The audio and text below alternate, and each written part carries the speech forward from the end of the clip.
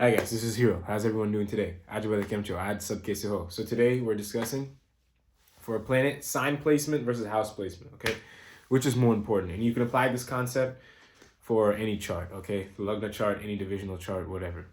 So each the sign and the house, they both bring their own unique uh, effect to the planet, okay? But now, which is more important? Now, I obviously have my own personal opinion, and it's going to be the sign, but both are important, and let me explain to you why. Okay, so the sign of planets in, or nakshatra, or just overall degree placement, sign wise or nakshatra wise, is basically indicating the energetic state of the planet. Okay, now the house you could say is more like the external state of the planet. Let me give you an example. Let's just say a planet's in a really good sign, okay, for it that specific planet. That means that that planet has a very proper, sound internal state. It's in an internal state that it's either very comfortable with, very happy with, whatever. I mean, whatever adjective I use, it depends on which exact sign it is, because different planets behave differently in certain benefic signs. For example, Venus is going to behave differently in Taurus versus Libra. Okay.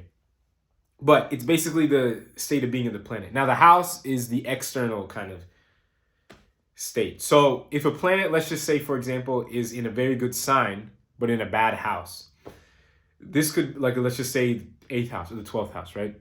Malefic Dustana. So, this could be like a planet's doing, it's very happy or it's very, it's learning a lot or something, right? It's in a very, you could say, overall positive or benefic state, but externally it's in a prison. So it's like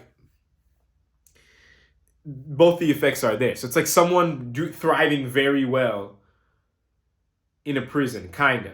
Okay, this is, I'm gonna explain a little bit more in a second, but let's just say the opposite. Okay, so planets in a very bad um, sign, but in a very good house. Okay, this means like externally it's in somewhere where it wants to be. Let's just say you're the CEO of some company. I'm just making up something, right? You have some great thing going on, whatever. But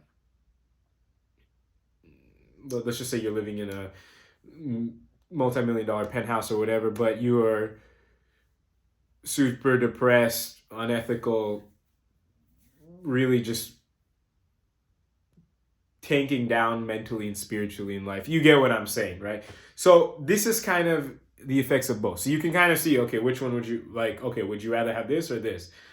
My opinion, I'd rather have the first one. But like I said, it's just my opinion, right? Because I know externally is all, I'm not going to say it's all superficial, right? Because externally does affect us also. But me personally, I value the internally more. But I just wanted to make this video and give this example so I can demonstrate what the difference between those two is. It's not like if you have a good sign, or if you have one bad, one good, the bad offsets the good, or the good offsets the bad, or something like that. That's not how this works. Both the effects are going to be there.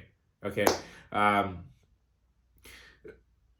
or now taking it a level further, let's just say you're combining certain sign and house placements in certain divisional charts as well, right? Well, for those of you guys who have watched some of my divisional chart videos, you know all individual charts you kind of have to look at uniquely. Like you have to look at independently, individually, because all the effects are going to be present. It's just each individual chart shows a different sort of effect, kind of. Okay, so taking that logic and applying it to what I just said about the signs versus houses, yeah, so the Lugna shows what's on the surface. It's literally the physical placement of the planet, right? So, yeah, your sign versus house placement is going to be, more present for what's going on the surface, right? As far as how you deal with superficial things. Now let's take an example of a divisional chart. So let's just say the D10, right? The D10 is all about purpose and things like that, right? That's why it's strongly connected to career. So your sign versus house placement will be more strictly involved with your inner purpose, right? But if, let's just say you're running a Venus Mahadasha and your Venus is in Taurus in the Lagna and then Virgo in the D10, they don't like offset, or one doesn't cancel out the other or overpower the other. It's not like that. All the effects are seen, okay?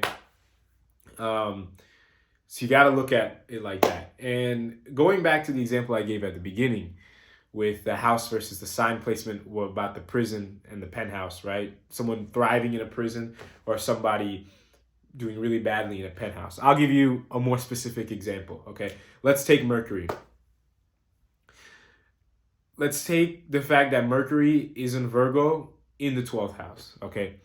You could say, just off general sense, we're not looking at any other factors here. We're just taking this, right? Mercury and Virgo in the 12th house. So the 12th house, you could say for Mercury, let's give a different example, because 12th house is all about detachment. Let's just say this externally represents homelessness. Okay, so homelessness is not a very good ideal situation, right? Mercury does not do that well in the 12th house either. Now, it's in Virgo. So it's like the homelessness, maybe somehow detachment or homelessness could help you be a little bit more analytical or something like that. So if you run that kind of dasha, something bad might happen, but it's kind of getting your Mercury like energies, irrational energies, kind of going in a more positive direction. Okay, this is a very, very general example just to kind of give